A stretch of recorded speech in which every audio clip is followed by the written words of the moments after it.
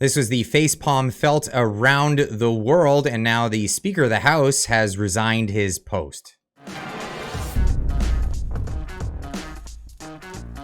Of course, if you haven't seen this story yet, this is your first time to this. 98-year-old was given a standing ovation by the Canadian Parliament during Zelensky's speech, and this was on last Friday. He was hailed as a hero for fighting against the Russians.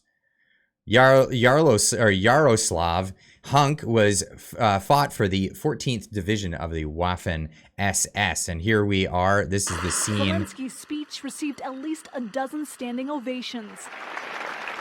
There was also one for this man, a 98-year-old Ukrainian Canadian who fought for Ukrainian independence against the Russians during the Second World War. If that sounds like, wait a second, well, yeah, maybe it should sound like, wait a second. Someone who fought against the Russians in the Second World War.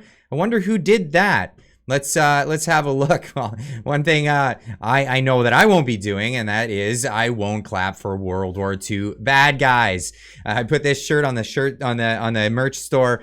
Grab one of these and send it to your parliamentarian, your local parliamentarian that in the just on Friday, stood up and did exactly that. They clapped for a World War II bad guy. Now, this is the moment when nobody takes responsibility for themselves and what they've done or any of that. No, they take what they can and they'll throw somebody under the bus. And that's exactly what happened here with the Speaker of the House that was put in this position. What happened on Friday is completely unacceptable. It was an embarrassment to the House and to Canadians. And I think the Speaker should listen to members of the House and step down. Right. So he should be stepping down for his role in this. Now, he's stepped down. We're going to get to that. But what about the responsibility of the Prime Minister's office, which is supposed to vet everyone who is brought into there? Now, they don't want to take responsibility for this. No, absolutely they don't. Justin Trudeau has made it clear that he's not going to take responsibility for it. So they're pressuring the one guy that they can to, hey, we need you to fall on your sword here, Mr. Speaker, and take one for the team. Breaking, Speaker of the House Anthony Rota resigns over not the veteran invite. And well, let's get into that story here.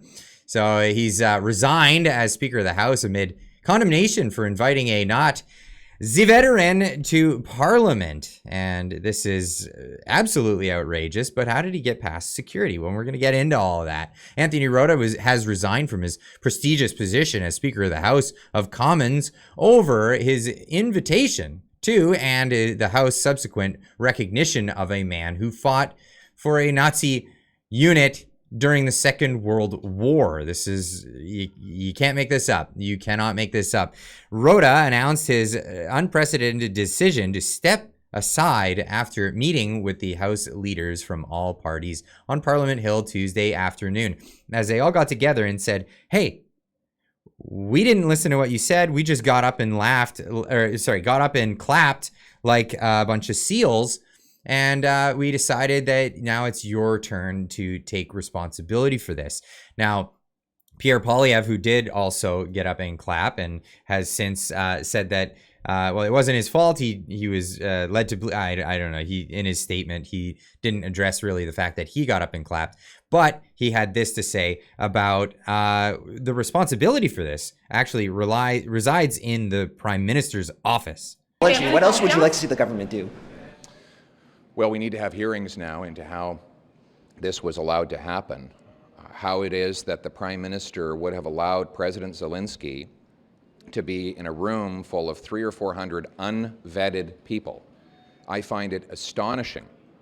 When you have a foreign head of state or Prime Minister in Canada, you have motorcades of security, you have bulletproof glass, you have every single person who comes in or out of a building vetted or verified. And the fact that they could not, under Mr. Trudeau's leadership, find the Nazi links of this individual, which you can find by hitting a Google search, shows an incredible incompetence that needs to be explained and accounted for in a parliamentary committee. And so we will be seeking a full study of how this was allowed to happen, and Justin Trudeau should testify in that. Now, this is what's being said out on the internet right now. Is I mean, we all went through the Canadian education system, well, most of us anyway, and in the Canadian education system, by the time you've passed grade 9 history, you will know who was fighting who in World War II. And when this is announced in the way that it was, it kind of lends to, well, all 338 kind of dropping the ball on this one as well. As it was said here in his honoring or recognizing of this former Nazi soldier. We have here in the chamber today Ukrainian Canadian world veteran from the Second World War who fought the Ukrainian independence against the Russians. It was at this moment that he knew. He messed up big time, and that's exactly what happened there. Now, he took the fall for the money. Now, this is what's being said here, that, you know, he had received all kinds of different monies for different things. Well, who knows? Who knows what he actually took the fall for? But these are some of the accusations that are flying on the internet. Just the speaker. Yeah, I said, this Patsy falls on his sword for the narcissistic PM. Take one for the team. Leave the country behind. This isn't justice. This is everybody wondering how he got vetted to be in there in the first place. Now, I said this before.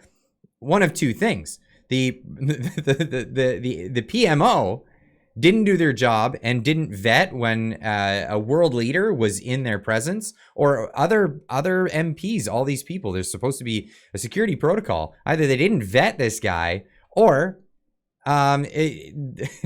or they invited a Nazi. So either way, that's where resignation should be taking place, in the PMO. So just the speaker, he loses. Just the speaker, he's not losing his job as an MP. He's going to remain an MP. He'll be there on Thursday as just an MP, but he'll be just dropping down as a speaker. He loses the $88,700 stipend, as well as a considerable staff office and leeway to do things like host garden parties. That's right. He's not going to be hosting any more garden parties moving forward. Alex Woods on Twitter saying, Rota should be rewarded for pointing out the stupidity of the 338 deputies. He clearly represented the guy as having fought the Russians during World War II, and then they all applauded. The more stupidity of the deputies is displayed, the sooner the circus can end. Moving on, this was obvious when it was announced. There was a lot of people trying to say out there that, oh, you know, you just happen to, you know, be in Ukraine and there was conscription. No, this guy was part of the 14th Waffen Grenadier Division of the SS. This was a volunteer division. They were devout to the cause of Adolf, Mr. Funny Mustache Man. Now, how was veteran Yaroslav Hunka's military units linked to the Clankety Clank group? Well, it was pretty obvious. Now, this is where it gets kind of damning for the PMO in this case. Now, back in the 1950s, more than 8,000 fighters from these battalions moved to the UK in 1947 because they fought against communist Russia. About 600 were permitted to relocate to Canada during the Cold War following a 1950 federal cabinet decision. The Ukrainians should be subject to special security screening, but should not be rejected on the grounds of their service in the German army, the Canadian government decided at the time. In 1985, the issue resurfaced, leading then Prime Minister Brian Mulroney to order an investigation to determine whether Canada had become a haven for Nazi war criminals. Charges of war crimes against members of the Galicia division have never been substantiated. The final 1986 report from the Commission of Inquiry on War Criminals stated, further, the absence of evidence of participation or no knowledge of specific war crimes, the membership of the Galicia division is insufficient to justify prosecution. So they couldn't find specific instances for these individuals, but that's the only reason why they let them off the hook for further investigation into having been war criminals. Now, many Jewish groups have disagreed with that assessment and have been fighting against that ever since. Now, even in his memoirs, this is Hunka's memoirs that have been translated into English, in a post to his blog dated 2011 and 2010, Hunka describes 1941 through 1943 as the happiest years of his life and compares the veterans of his unit, who were scattered across the world, to Jews. Canada has 2 monuments to the Union, one in Oakville, which is outside of Toronto, Ontario, and this would be that one there, which the Toronto Sun wrote about just recently. Now, mind you, there's a group called Antifa who hates fascists and goes around tearing down statues. It seems they missed this one and the other one that happens to be in Canada, celebrating real fascists, actual ones. Now, Tim Pool even chimed in on this.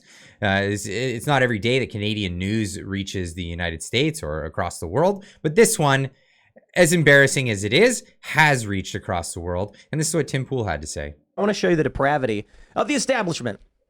It's from NBC News. Standing ovation for a Ukrainian who fought with Nazis sparks anger and an apology in Canada. I'd like to slow down for you all and just rephrase that headline, NBC News. Uh-oh. How about Canadians give standing ovation to Nazi?